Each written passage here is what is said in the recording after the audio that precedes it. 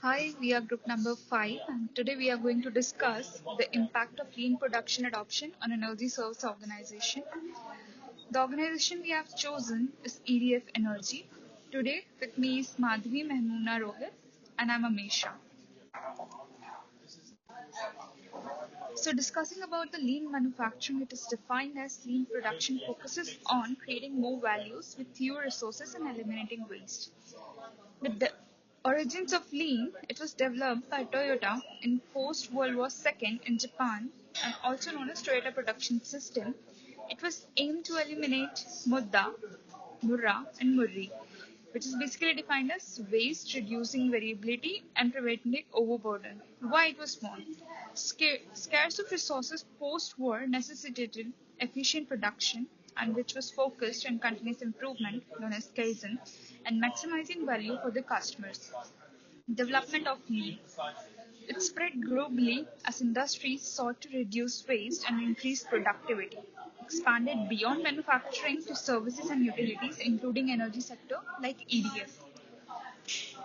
History of lean. This timeline shows the history of lean. It started in 1910 where Sakichi Toyoda begins the developing automated looms, making Toyota's origin. In 1929, Taiichi Ono, a key figure, later pioneers the Toyota production system. Kiichiro Toyoda advances his father's work focusing on car production in 1943 and 1950s Edward Deming's principles of quality management heavily influenced on lean. In 1990, the machine that changed the world book formalizes lean.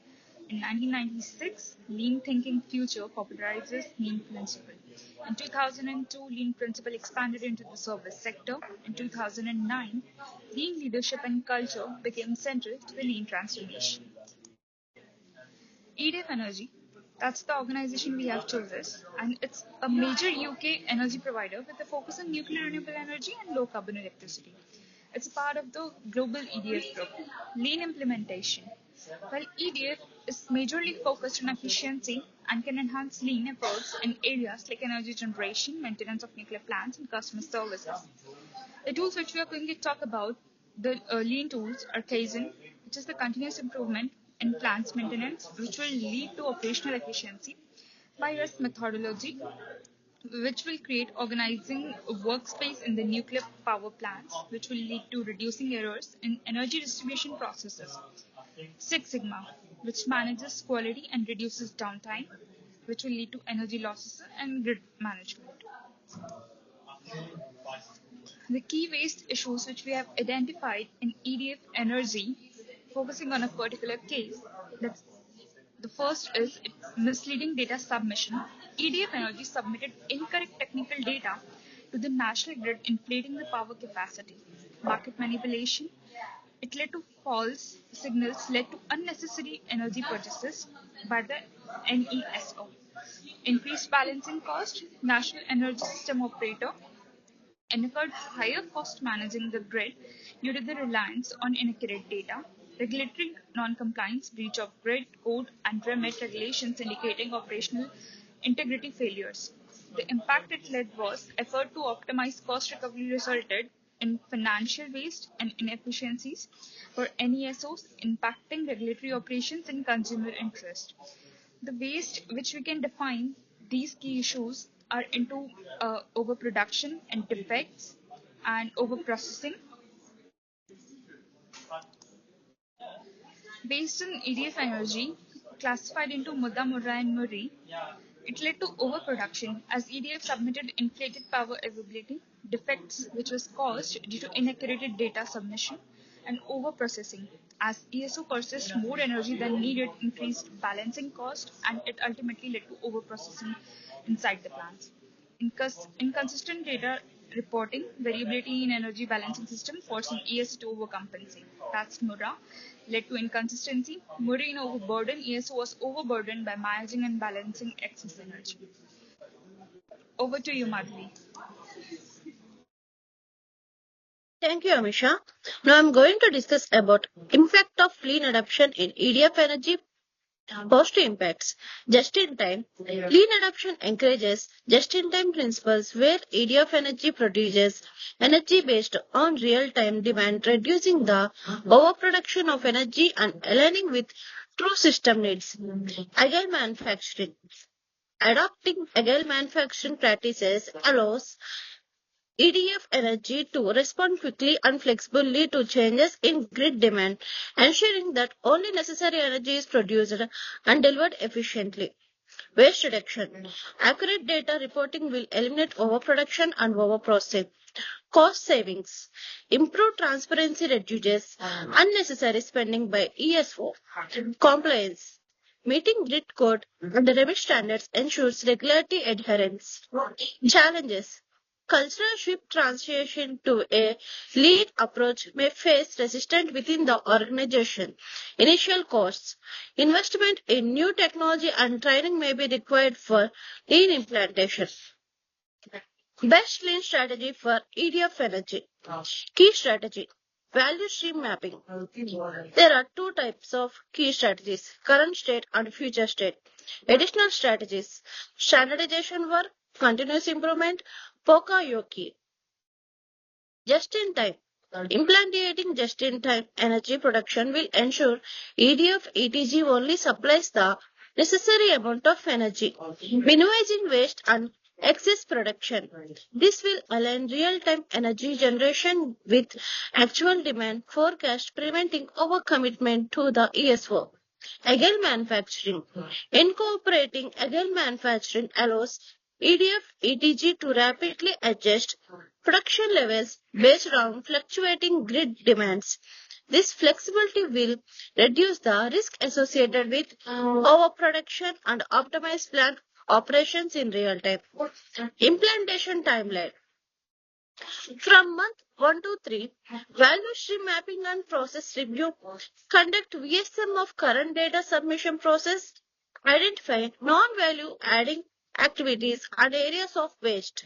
From month 4 to 6, standardization and error proofing. Develop standardized protocols for accurate data submission. Implement automated error proofing system to prevent inaccuracies. Just-in-time and agile implantation. Begin integrating just-in-time principles in the energy generation process, ensuring real-time synchronization with demand forecast.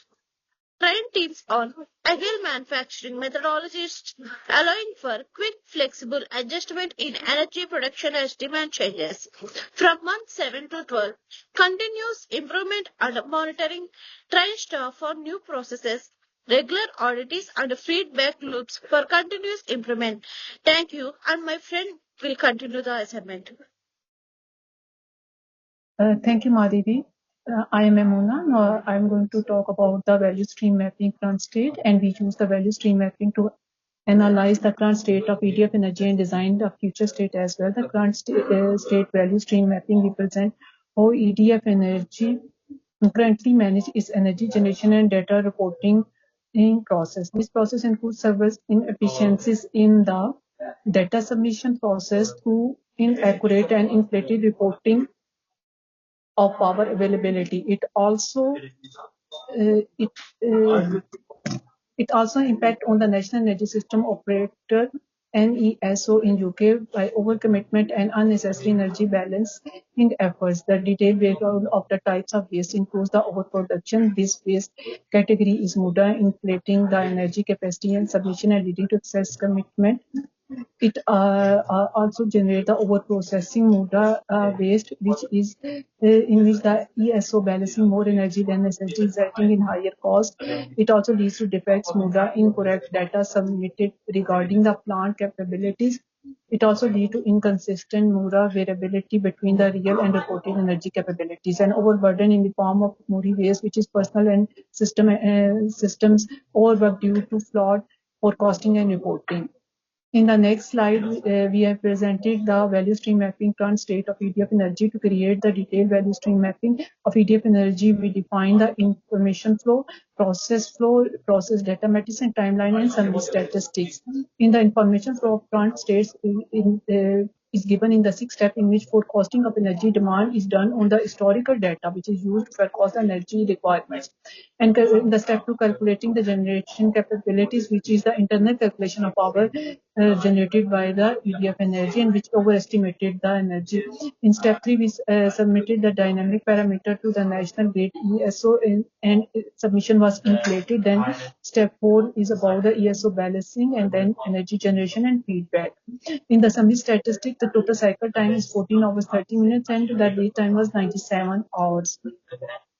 In the next slide, we have proposed a value stream mapping for the future state, which includes the optimized data submission process through the accurate real-time data reflecting true plant capabilities. It also presents a transparent communication between EDF and NESO. It suggests just-in-time and agile practices. It has uh, uh, impacted the output to the reduction and reduce overproduction and defects and overprocessing. It is compliance with the grid code and remit regulation. It has lower system balancing cost for the ESO. Then in the next slide, we have presented the information flow for the value stream mapping of the future state, in which there is a real-time demand forecasting using advanced tool like the market intelligence system. Then in the step two is automated energy capacity calculation, which is actual capabilities of plant are based on the current condition. Then step three is submitting the real-time dynamics parameters of national grid, and step four is ESO balancing system, and then in the step five, just-in-time energy generation by the plant is suggested. Then there is a continuous feedback and improvement by the in the process. In the future state, the total cycle time is 8 over 10 minutes, and total lead time is 29 hours. Now over to Rohit for the comparison. Thank you, Ma'am, for just giving me the opportunity. Now, through the data provided by Ms. Ma'am, I am on the slide that we have comparison of current and future state variation. In this, we just take the aspects like forecasting, energy capacity calculation, submission to ECU, energy generation, waste. Moreover, after this, we also have the comparison of key metrics current versus future state. In the first one, total cycle time is improved by 43.7% reduction. And in the second point, total lead time is 70.1% reduction, which is again a very good amount of reduction. On the third point, the uptime is 9% increased. And the last one is changeover time, which is reduced by 1 hour 30 minutes. Moreover, moving to the next slide, we have the mitigation strategies for lean implementation challenges. Resistance to change, mitigation, engage employees early, involve them in the change process, and provide clear communication on the benefits of lean. Initial investment cost mitigation. Start with pilot project to demonstrate quick wins, then scale gradually to reduce cost impact. Technology integration mitigation. Invest in data management systems that provide real-time sustaining continuous improvements mitigation. Establish a dedicated lean team to continuously monitor processes, implement improvements, and drive the lean culture. Monitoring and automated data submission checks. Just in time, JIT integration. Mitigation. Implement forecasting tools and demand planning system that allows for real-time production adjustments under JIT principles. Agile manufacturing challenges, mitigation, invest in adapting infrastructure and cross-functional teams to respond to rapid changes in grid demands and enhance system flexibility. Moving to the conclusion, we just mainly focus on the 3 points which are lean principles which apply to EDF energy will estimate waste, MUDA, inconsistency, MURA, and overburden MURI. The second point is value stream mapping and standardized processes will enhance data accuracy, compliance, and cost efficiency. The third point is mitigation strategies are key to overcoming challenges and ensuring the successful implementations of Lean. The final thought after just completion this PPT and our this task, we just end up with the point that adoption will lead to a more efficient, transparent, and compliant EDF, restoring trust with NESO and improving operational performance. And the last two slides are of the references which from which we just collected that data. Thank you so much for the project.